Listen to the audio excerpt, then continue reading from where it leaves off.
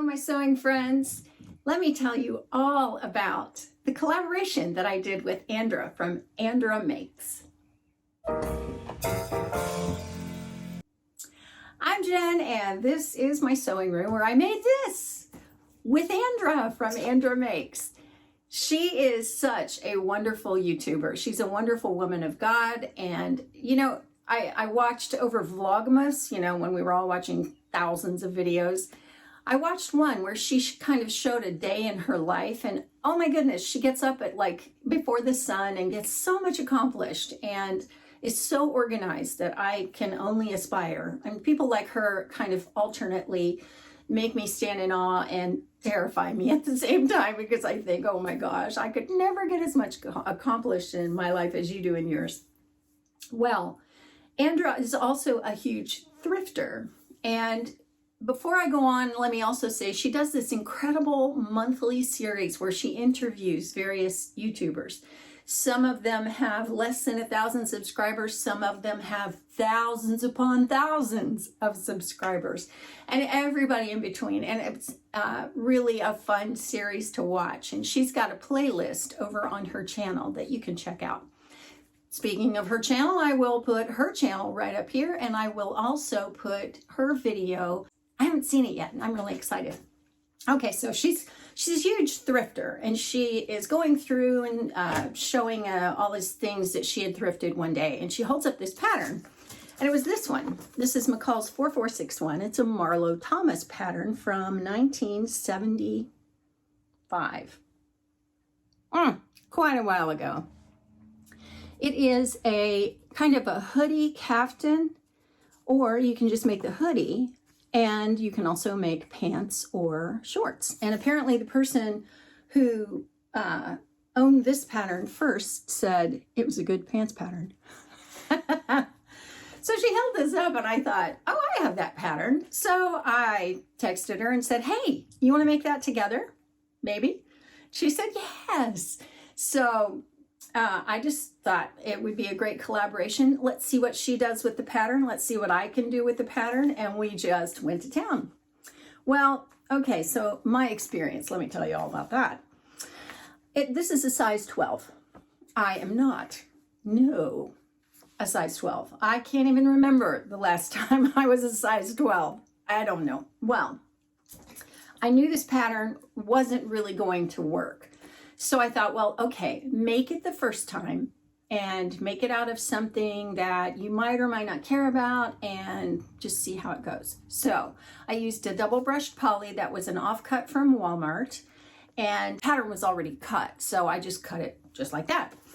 And I made it up and I tried it on, and it was tight. And I thought, well, what did you expect? It's a size 12. Well, see, here's the thing. Size 12 back then might have fit a person who was a size 12, and their measurements may have indicated that they were an 18 on the pattern, that kind of thing. Because I sewed back then, I knew, yeah, it's probably going to be about a size 12 in regular ready to wear. Well, I was right. It was. Well, actually, it may even have been a little smaller than that. So I tried it on, and I thought, I don't know. But because it was double brushed poly, it was really soft. And my youngest daughter, who lives with me now, loves things to be soft. Like, that is the ultimate criteria for her. Is it soft? Is it soft? Because then she'll wear it. Well, I said, hey, this doesn't fit me. What do you think? Can you want to try it on? She said, yes. Well, I have to admit that I thought that the fabric looked a little bit like a tablecloth. Not to be overly critical or anything, but I just kind of thought, oh, I think that looks kind of like a tablecloth. But I didn't care because I thought it was cute too, and she loved it. So I said, well, there you go. There's your caftan. And then I set about making this my size. So what I did was took another sweatshirt pattern that I have, and I used that essentially for the top. I kept the hood, and then I just lengthened it. Well, I used this fabric, which is a fabric that I got last summer when I was on my staycation with my sew sisters in Miami, Florida. I don't own any animal prints. I don't, because my kids have told me that animal prints belong on the animals. I just think, yeah, I'm not sure I agree with that. But this kind of struck me like a cheetah print. And I don't know if I'd call it a full-on cheetah. It's like a cross between that and camo and raindrops. But I liked all the colors, so I just went for it. Well, it's kind of, it's a slinky knit. There you go. So I thought, okay, so I made it up in that, and I held my arm out, and like the armhole and side seam were going like this. I mean, literally, I took 4 inches off of here, put the regular sleeve back in, which is probably why it's still coming out a little bit, but it's very comfortable, so I'm okay with that. This kangaroo pocket that I had put on the muslin, the wearable muslin that I gave to my daughter, it was too high for me. So I lowered it, and then I also made it bigger. But then I went in and had to take, actually I took it off the top, but it was too long, so I had to restitch it. And my twin needle kind of broke at one point, so that didn't work. And then it calls for elastic sleeves.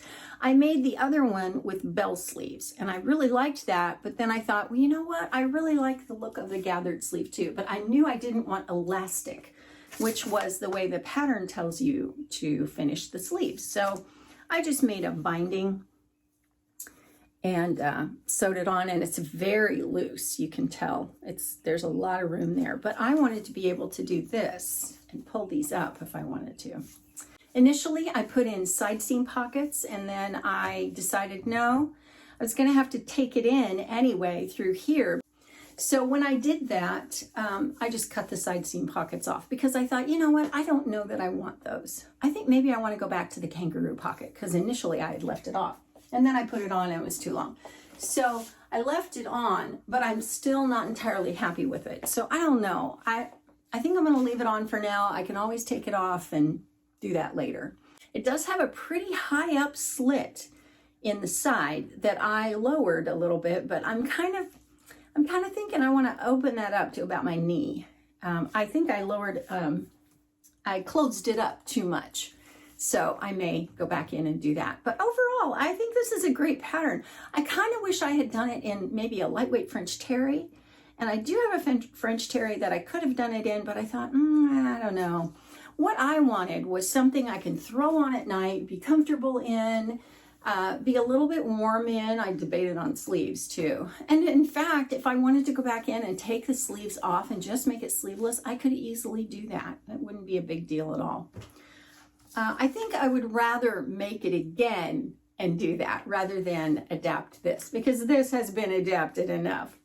That's what I do. I think something's going to be great one way, and then I do it that way, and it's not. So I just change it. I am not afraid to go in with that seam ripper and change all over the place. Older patterns tend to, the block is different than it is today. You know, the proportions are different.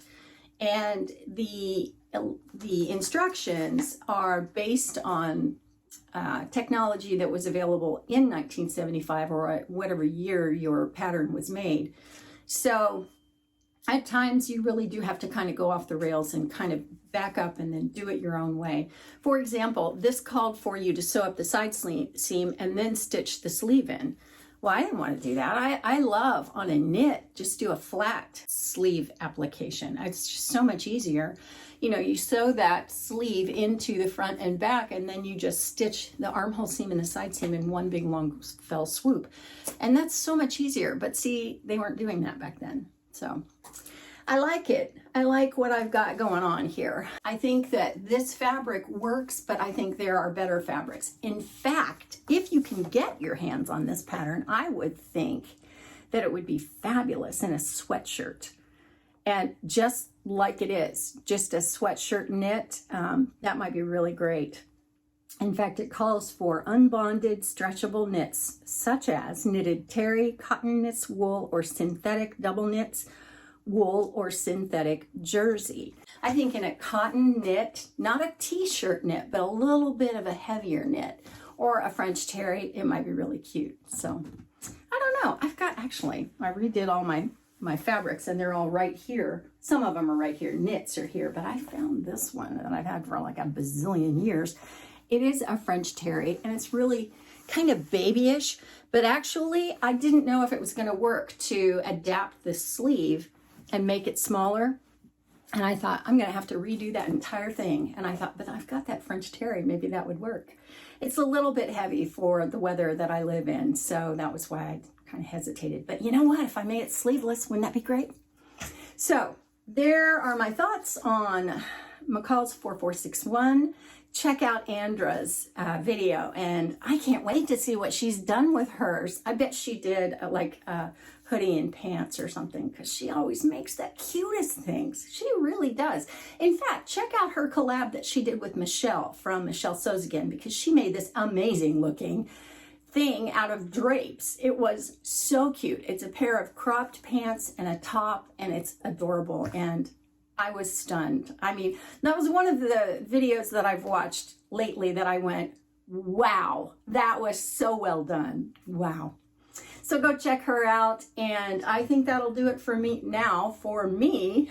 And let me share with you also over here the collab that I did with Michelle from Michelle Sews Again, if you want to have a look at that. So I will see you next time, and don't forget who loves you the most.